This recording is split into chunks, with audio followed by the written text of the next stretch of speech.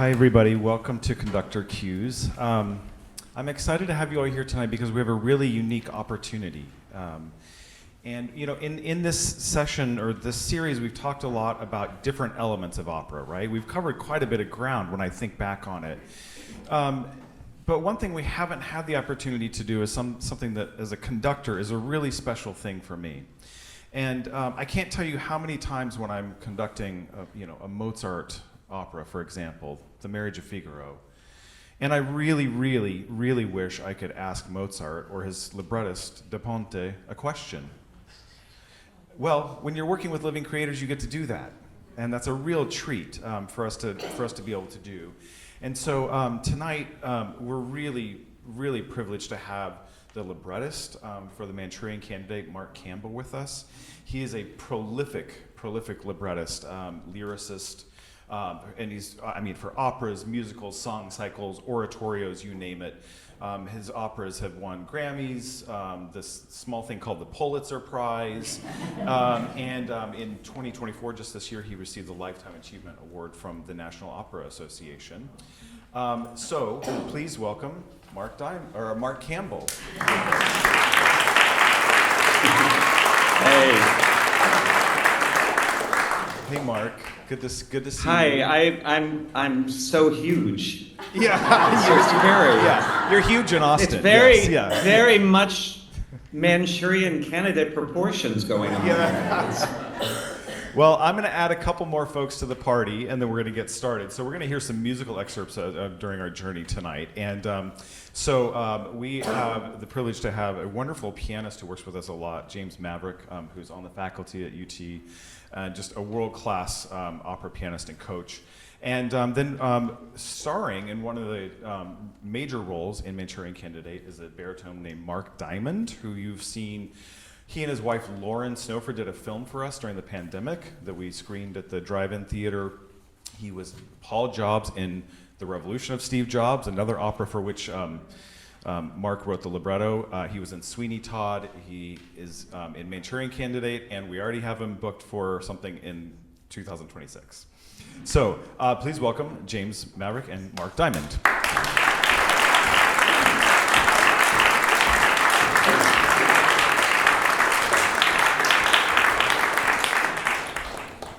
Okay, so a little bit about the Manchurian Candidate before we jump in with our special guests here. A book by Robert Condon in 1959, 2 film adaptations, one in 1962 starring Frank Sinatra. Again in 2004, not starring Frank Sinatra. The opera premiered at Minnesota Opera in 2015, and then, as Annie mentioned, was subsequently done here in 2016. Mark and I, we've known each other for a bit, I think, and I've had the privilege of, I think I've got them all this time, Mark. We've had this conversation before. Silent Night, Revolution of Steve Jobs, The Shining, now Manchurian Candidate, and I produced Approaching Ali at one point. So I think it's 5 of your pieces that I've had the privilege to do. And so we're also excited to be welcoming you to Austin for the performances of this piece. But I want to get into the piece. Sorry, it's weird because you're on the screen right here, but the camera is right there, so I'm just kind of getting my bearings. No, it's such a trial. So you've worked with Kevin Putz a lot, but whose idea was Manchurian Candidate? Where did that come from? It actually came from me. I watched it again and I thought, wow, this would be a great opera. I contacted my agent and said, I know this is crazy, but could you check on the rights to the Manchurian Candidate, thinking it would cost $2 million and it would be prohibitive and I could say goodbye to that dream. And she came back and said, well, I've contacted the Richard Condon estate and they think this is a great idea.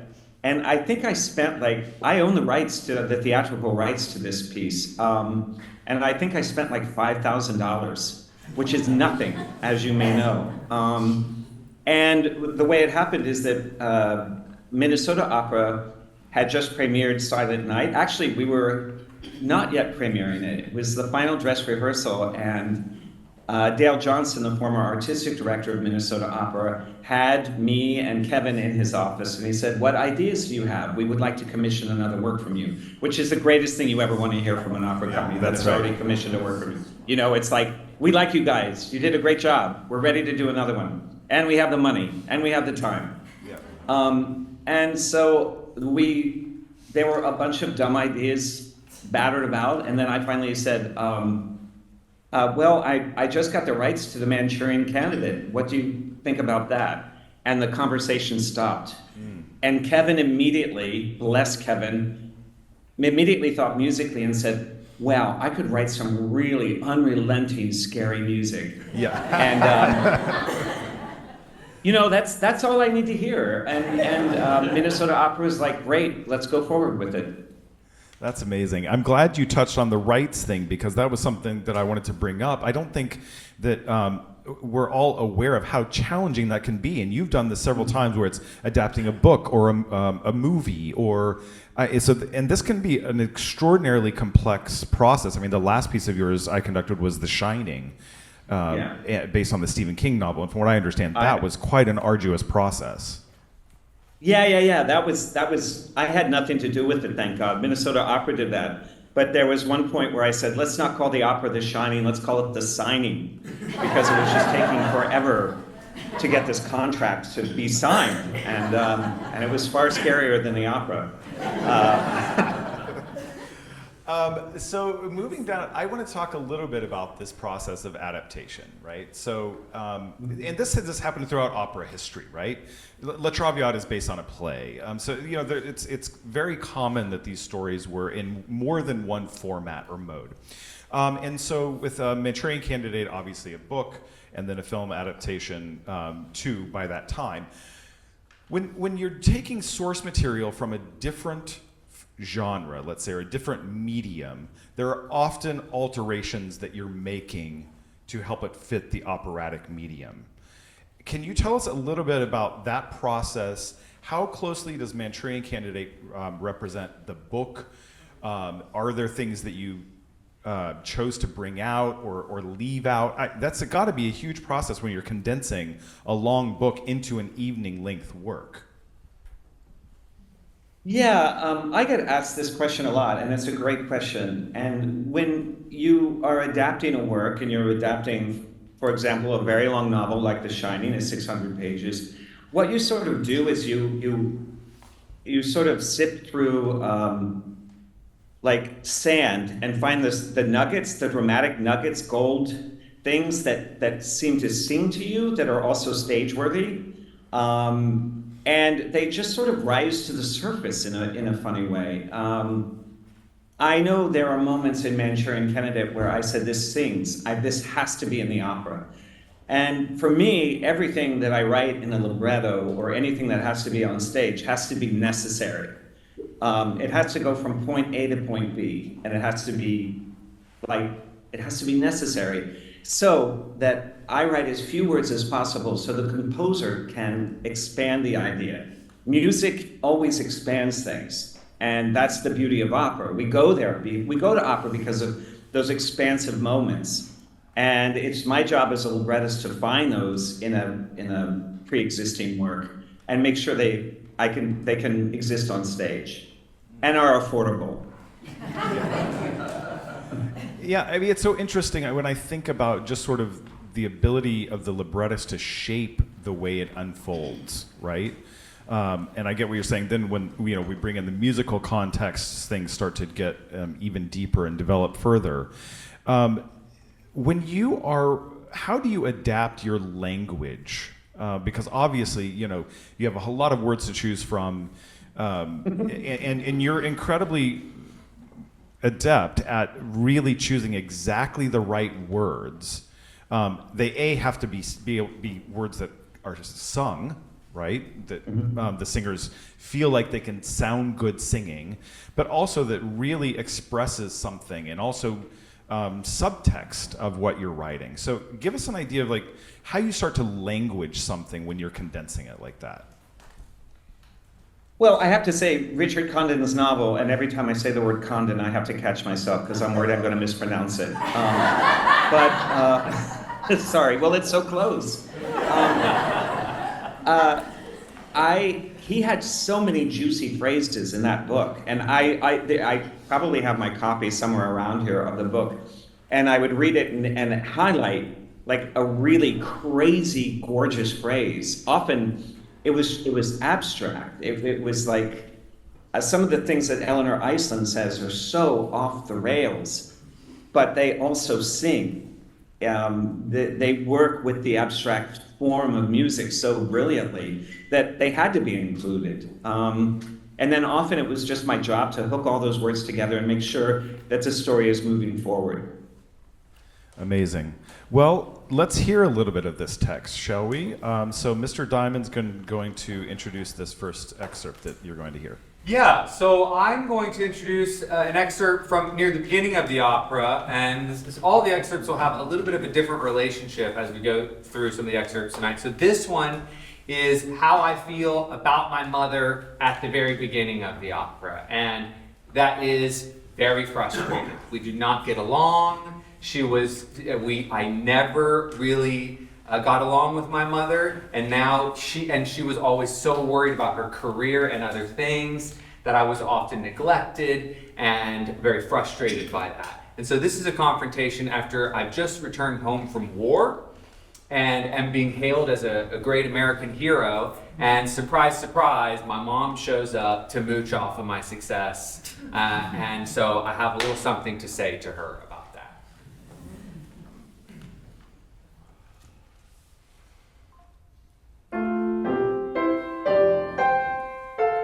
Laughable, 2 years and not a peep from you. 2 years at war, and suddenly I'm your son again. You're a fraud, mother, an utter fraud. I'm not your son. I'm a publicity stunt. Who is now saying goodbye? I've accepted a position here in New York with Holborn Gaines and the Daily Press. Thank you.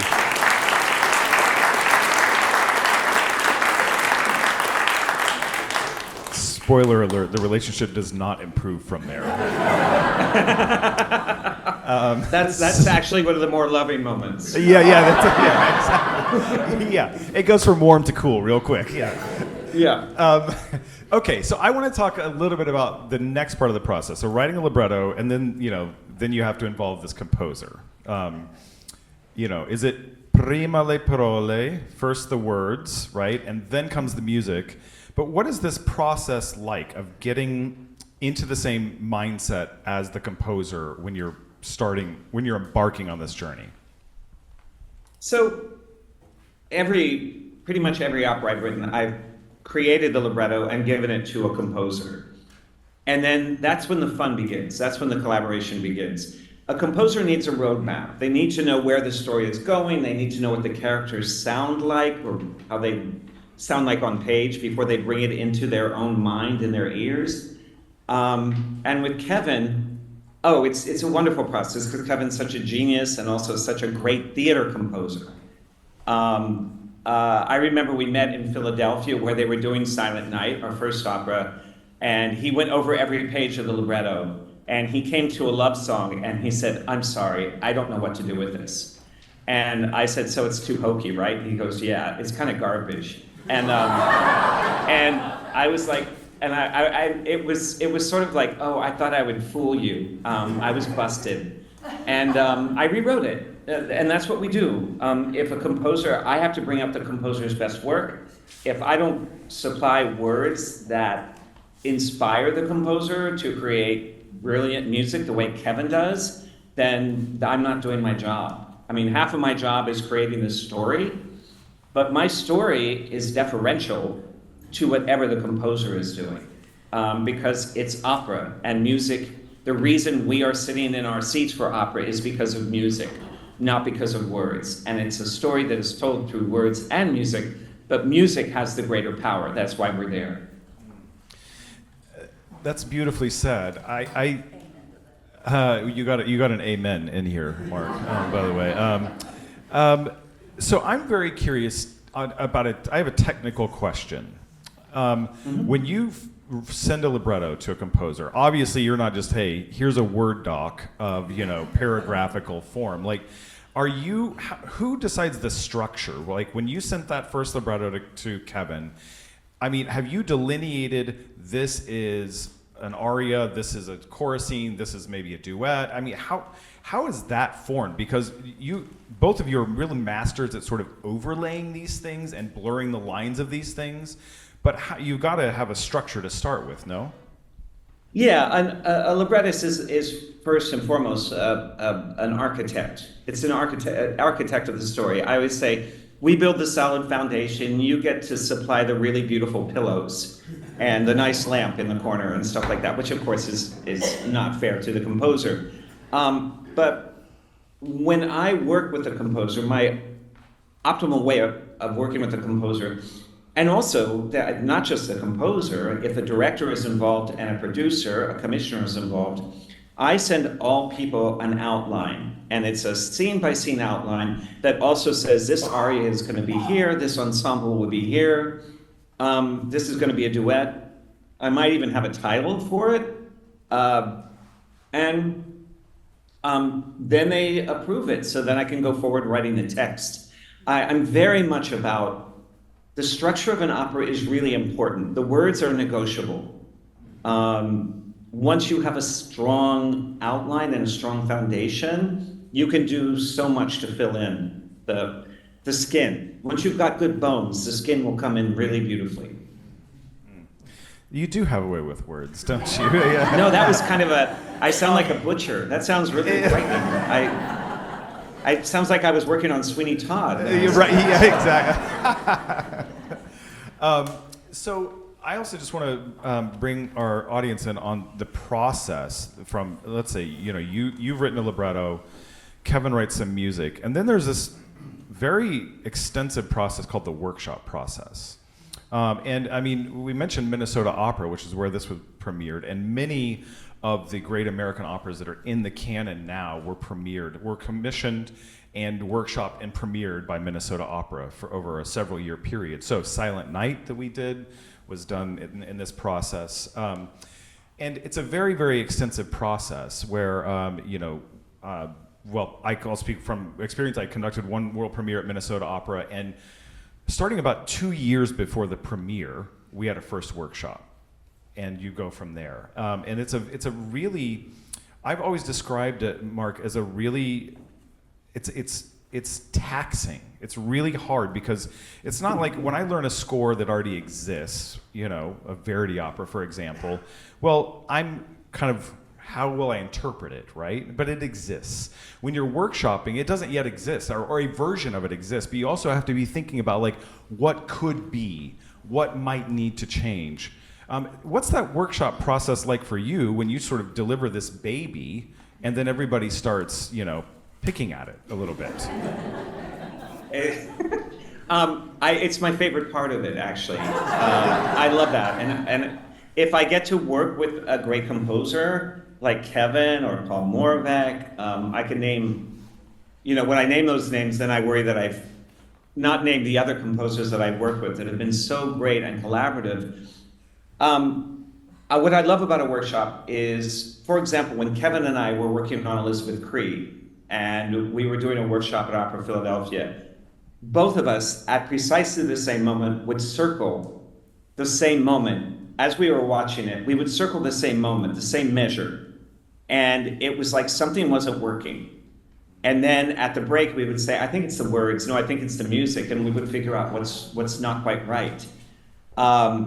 It's all about clarity, and the sole purpose of a workshop is achieving clarity. How can we make the story clearer? Often the best way is the simplest way. We don't always think that way. We're creative people, so it has to be complicated. usually it's just the direct and simplest way to a problem. I love the workshop process. Yeah, it's expensive, but putting on an opera is expensive. And if you look at a Broadway show, they have like 3 months often of previews before they actually open. And we don't have that in opera. So our workshops become sort of like previews for a Broadway show. Yeah, that's a good way to say it. It is a really enjoyable process, especially when you're working with a composer and librettist who are very open to discussion, which is not always the case, I'll tell you. Mark and Kevin happen to be wonderful that way, but not all of your colleagues join you in that. No, it's terrible. I mean, but it's usually composers who are the monsters in this situation. But, only because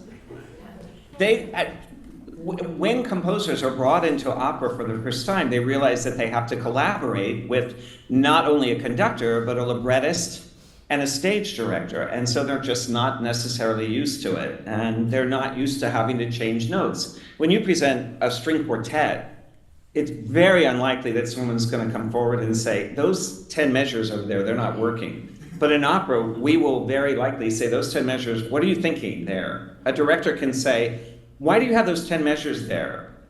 They're smoking a cigarette. It doesn't take that long. That's a bad example, I guess.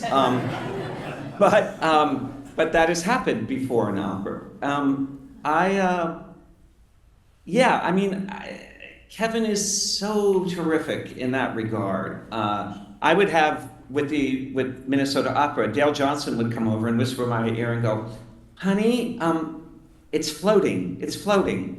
And then I have to figure out what he means by it's floating. And I know exactly what it means. There's not a melody or there's not a moment that is like held down by something concrete that the audience can go from point A to point B. I'm not making any sense. No, you are. I think you're capturing this sort of elusive thing that you're looking for, because in a way when you're workshopping, you're in a little bit of a vacuum, right? You're trying to use the wisdom and the lived experience of everybody in the room, all the creators, and that you're drawing on from all the operas you've done to project, is this going to work in a physical space in a year and a half, right? And that's a really challenging process. It is, but it's a wonderful process if everyone's open to listening, and it's all about listening. It's your job to translate. You just ask questions, and then it's up to you to find a way to answer them. That's where the great joy, the great, craft is so important. You can always call on craft. I'm not talking about the cheese company. I'm talking about your personal,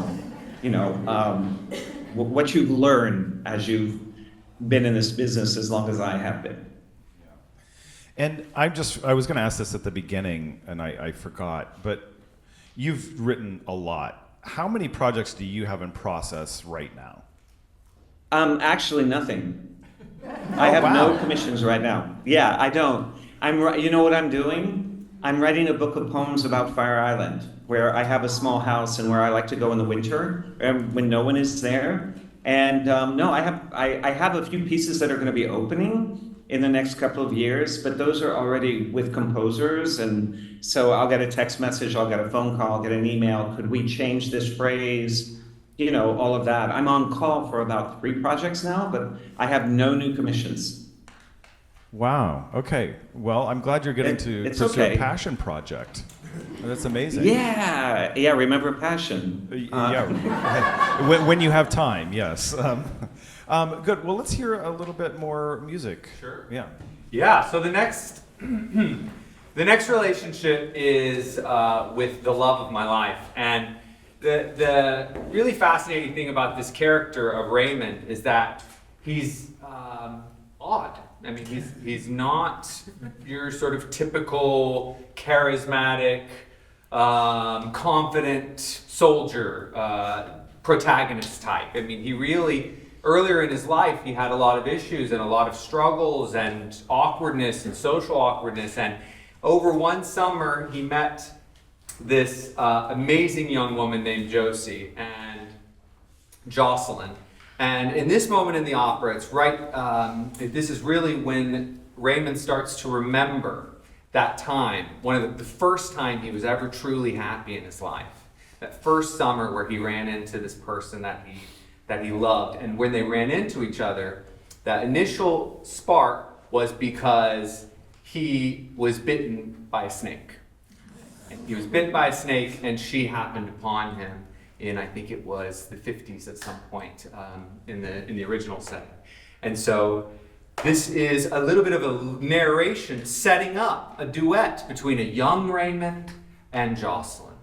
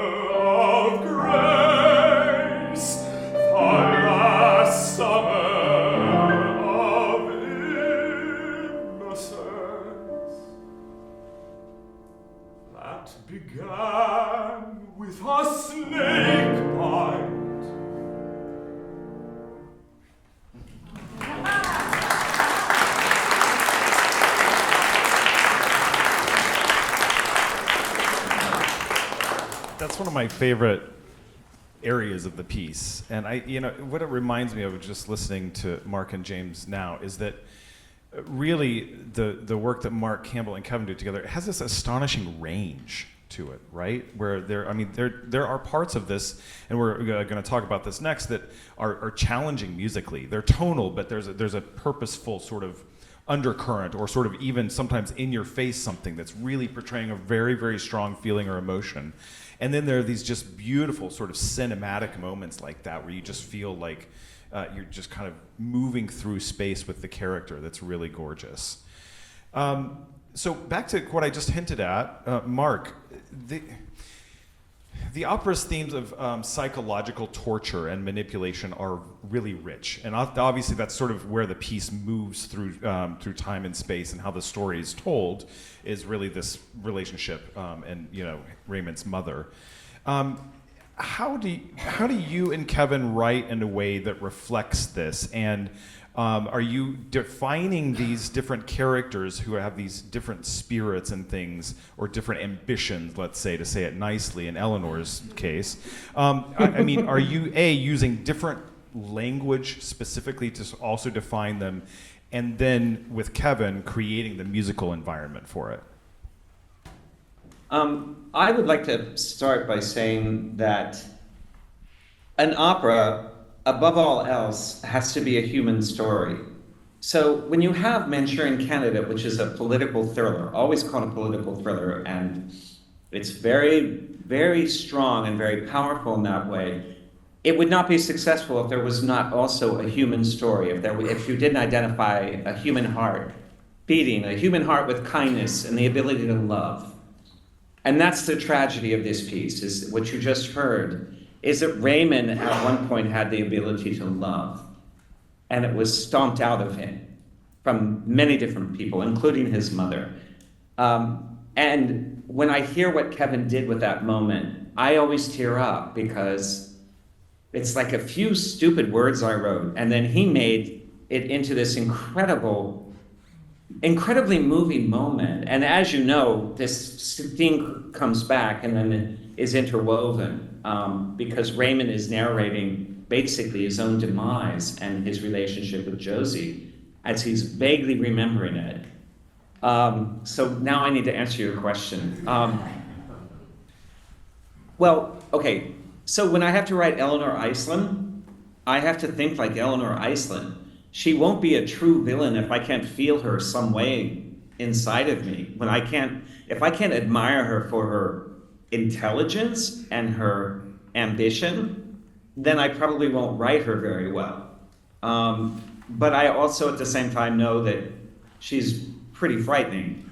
I think in the case of the Manchurian Candidate, the heart of the opera is probably with Marco, which was played by Frank Sinatra in the original movie, because he's somewhere in between these worlds.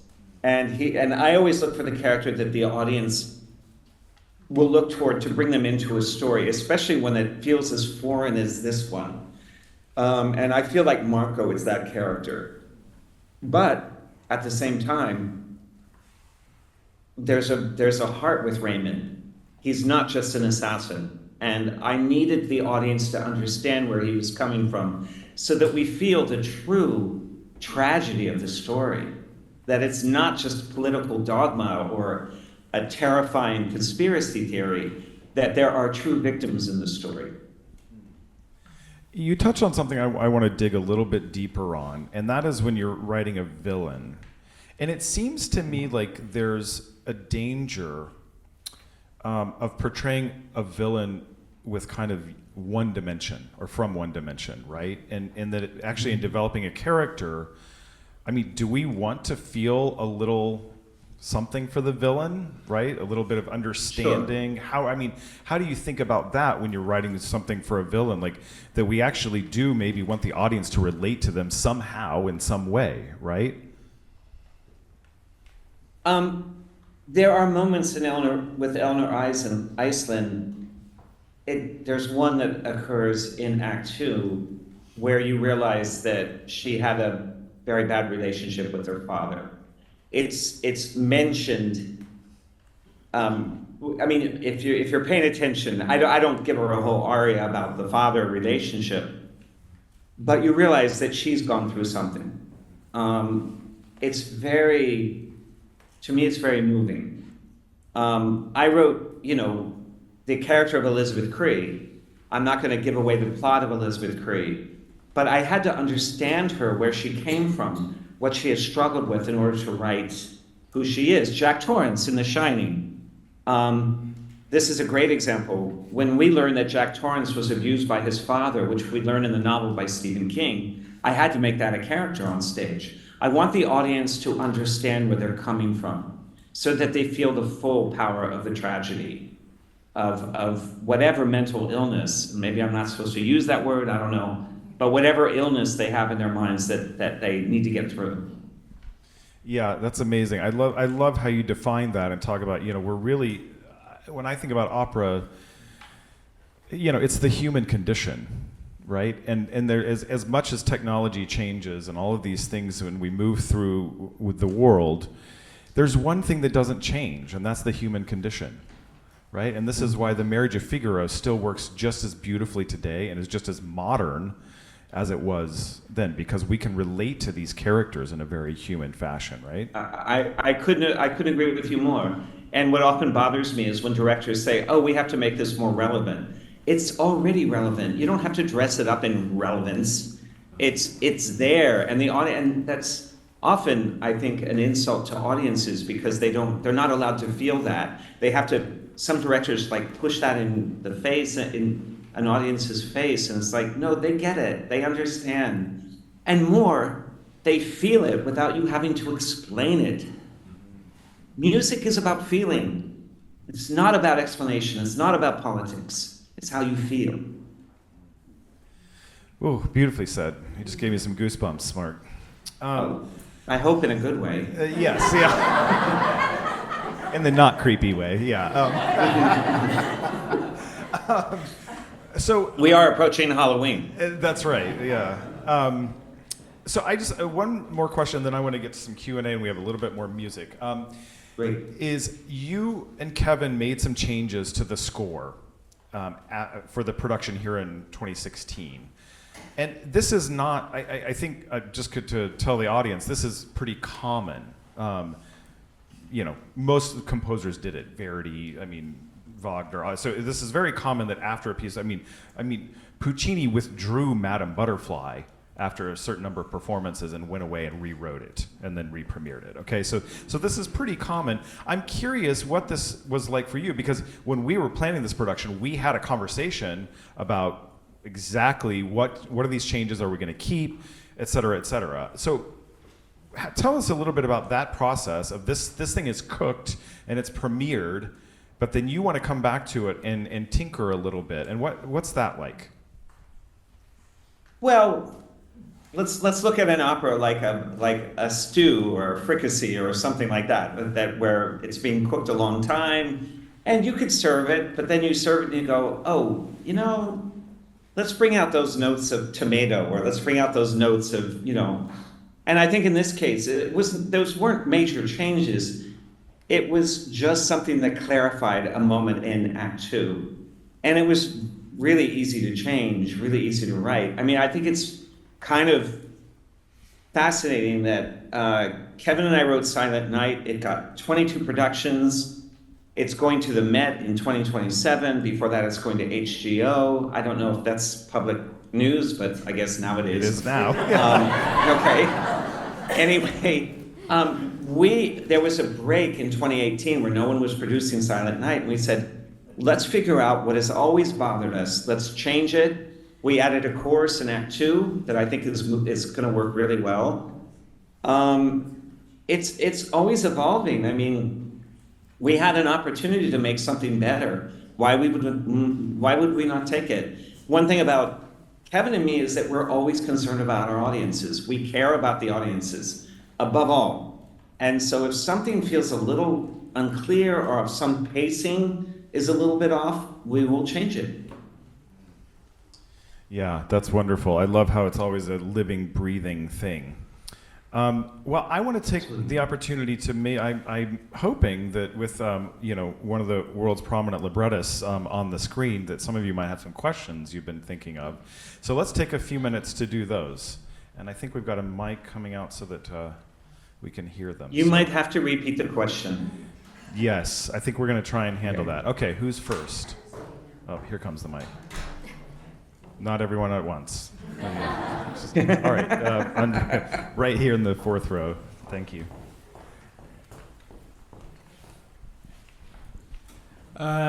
You spoke on, honestly, a lot of different topics. I'm curious, honestly, at the beginning, you'd mentioned how you kind of stumbled upon this. I don't know if it was specifically either the two film adaptations or the book, but when you're just going out or through your everyday life, what calls out to you the most to think, where you would think, oh, I think that this could be, made into an opera, or things from other mediums? Is it the score? I'm thinking of The Shining, and I'm kind of imagining you watching just the opening the opening scene with the score with that, but also you seem like someone that's very dialogue driven.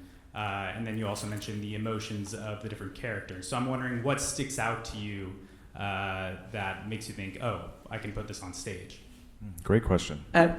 It's a really good question, and you don't have to repeat it. I heard you. Thank you for enunciating. This is something that I'm still trying to figure out, and I'm so glad at my age that I'm still trying to figure things out. In terms of what makes a great opera, for me, I really there needs to be a character that I care about, that I want the audience to spend 2 hours with, that they're hiring a babysitter for, that they could have stayed at home and watched TV. They don't have to spend a lot of money and go to the opera.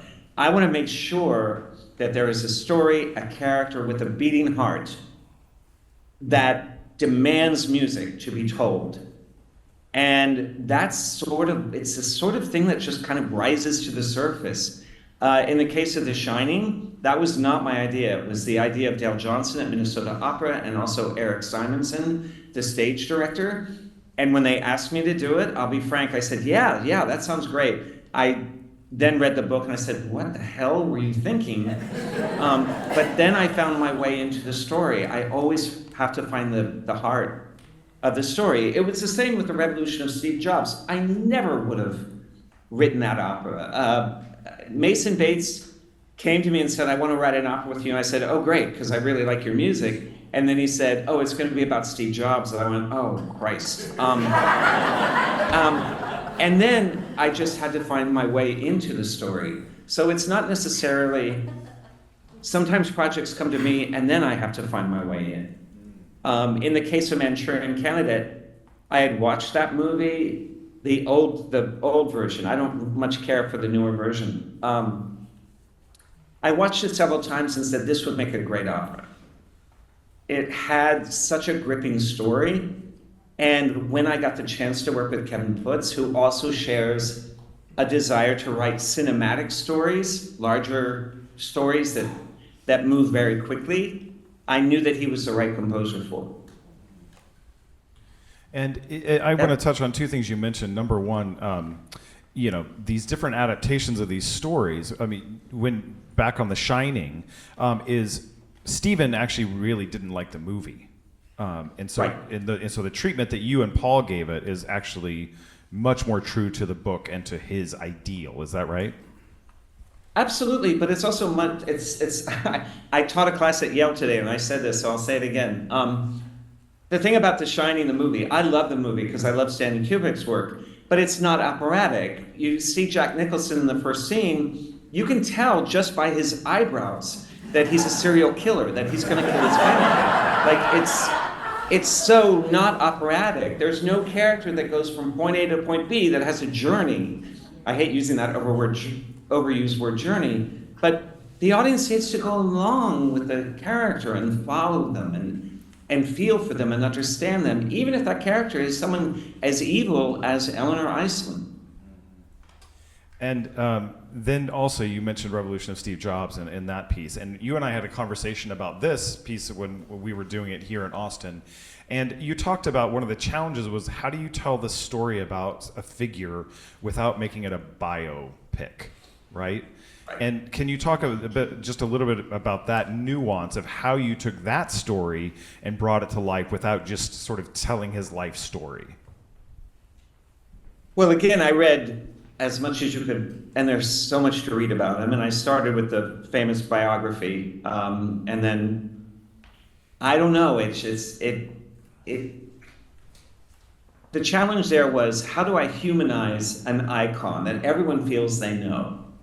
And when I get criticism for that libretto, it's because I didn't tell their version of Steve Jobs. We're telling our version, and some people think that their version is the right one, even though they didn't know them. And it might be the right one. And I suggest that those people go and write an opera about Steve Jobs. I needed to humanize him, and so I found certain connections in his past that I also had in my own past in a way that I thought an audience would like. I'll admit this. I did acid when I was in college. Steve Jobs did acid. And I thought, there's a connection there. I want to bring that forward. I'm admitting too much. I guess I'm fired. I don't know. It was like so much about finding this human being, and there was a beautiful human being in that man. We didn't see him, but once I read that he was a Buddhist his entire adult life, and I'm not Buddhist. I'm not any religion really. Maybe my religion is New York City. I don't know, but his religion was Buddhism, and I thought, well, that made him at least think about beautiful things and wonderful things and his fellow human beings. And also I want to say something. Humor has always been my friend when I write. My default is humor. Like, if I get stuck on something, I'll go for humor. And there's some humor in Manchurian Candidate. Sometimes it's biting and sometimes it's human. Yeah, there certainly is humor. In fact, do you have that honky tonk excerpt pulled up? This is musical language that I don't think you would ever think you would hear on the opera stage. If you can just play a little bit of that theme. Scrolling. Sorry to throw you a curveball.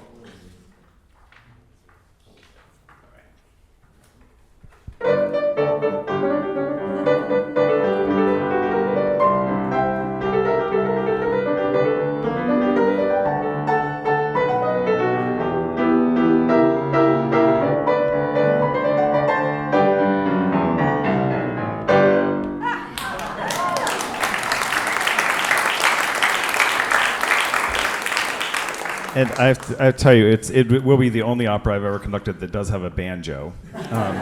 But you know, I mean, y'all did that in Silent Night too, where we had a bagpiper and a harmonica player. And let me tell you, that's like herding cats. I mean, because neither of those musicians had even ever seen a conductor, you know. Silent Night, the hilarious thing, because my last name is Campbell, so of course I have to have a bagpipe in Silent Night. When we were rehearsing that, we made the mistake of having the piper with the rest of the orchestra. And as you know, the bagpipe has no dynamics. There's one dynamic, loud, extra loud. And so we made the joke, like, even the violists were complaining.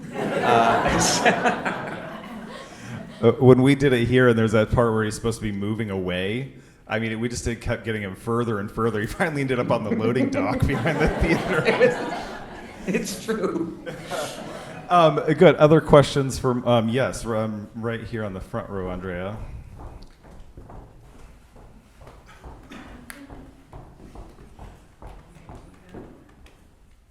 I will imagine that writing is a process for you, and I'm very curious in this timeline when you write, is what you write for joy, for inspiration, before you actually sit down and write the piece that you're going to share with all of us. What primes the pump of the creative process for you? So before you sit down to write the commission. something. The commission. Yeah. I can still say my rent. Jesus. I'm 71 years old and I'm renting.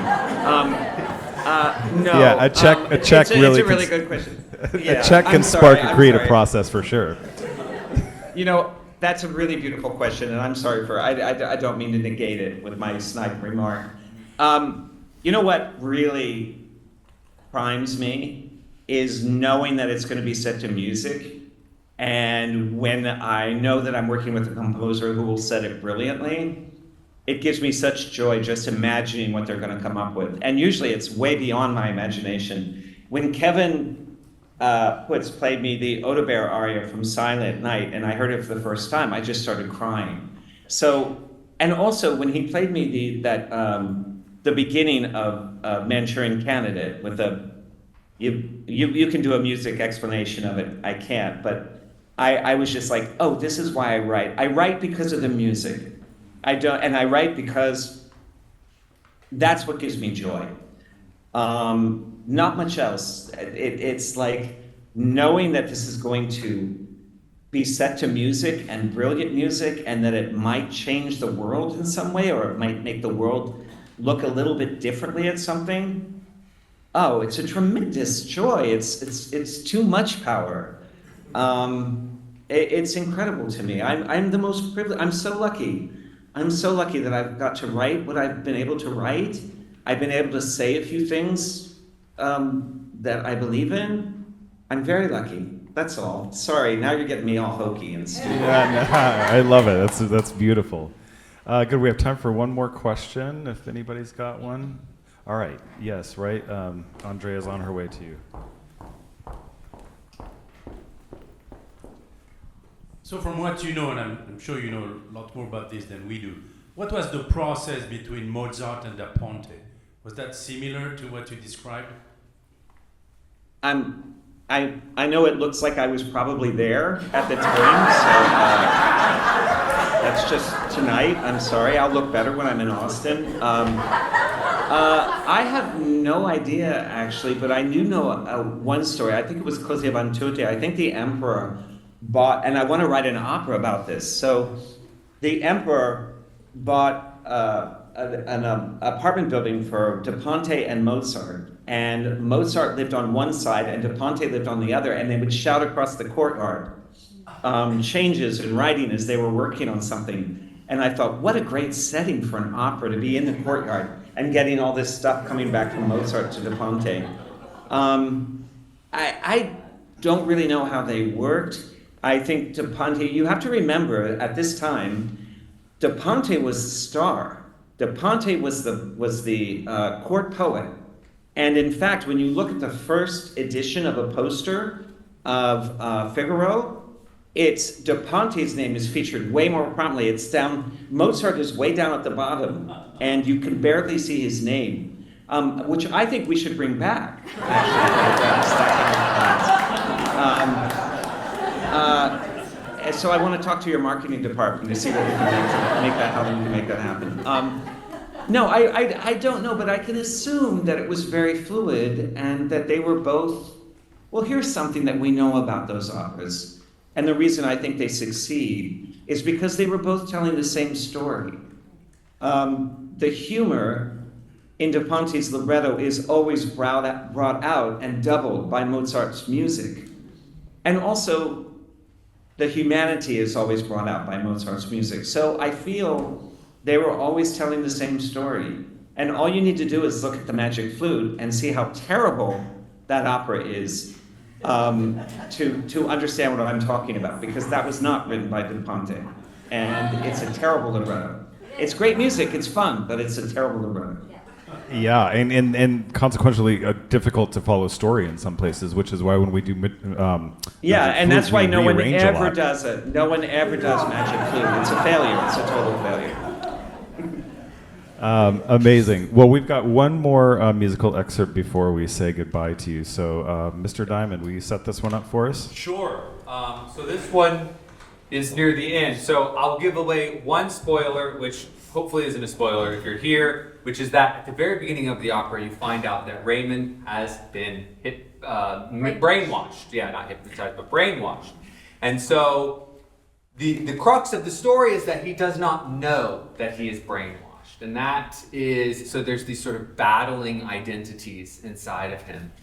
And so near the end of the opera, as you can imagine, things start to shatter a little bit, and the wall between his identities starts to break down a little bit, and he doesn't know what's happening. He's confused about. So his best friend Ben Marco just told him that he's been brainwashed, and he doesn't know what to believe. He doesn't know if it's true because he sincerely believes that he has not been brainwashed, but some things start to creep in from his memories as he goes through a bit of a, what you might call Raymond Shaw's mad scene.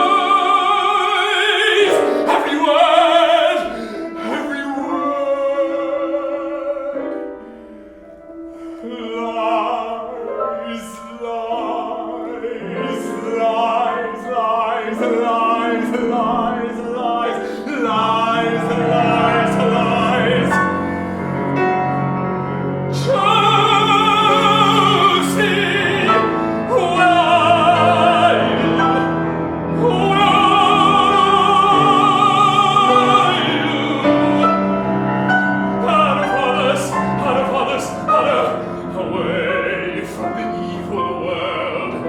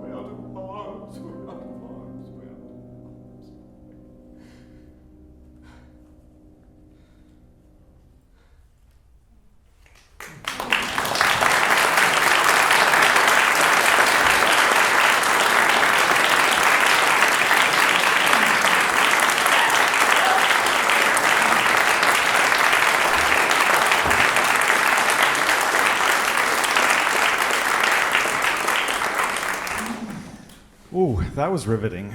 Wow, beautifully done.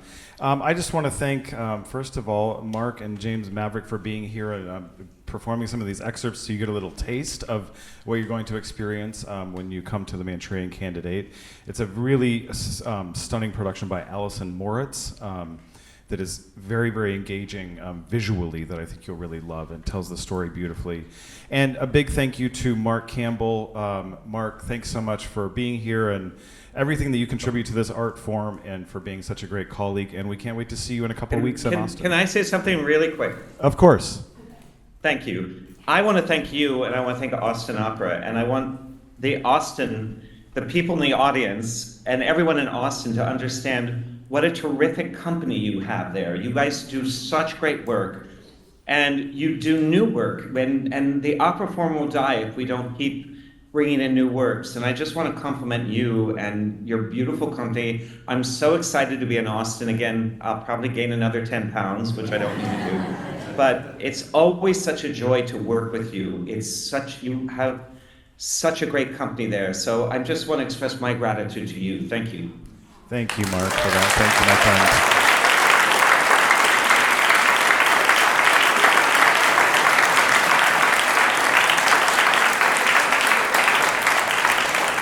friend. And thank you to our wonderful audience of supporters who love us, and we do this work for you. So thank you for being here, and thanks to all of my colleagues. And we'll see you at Manchurian Candidate. Thank you very much.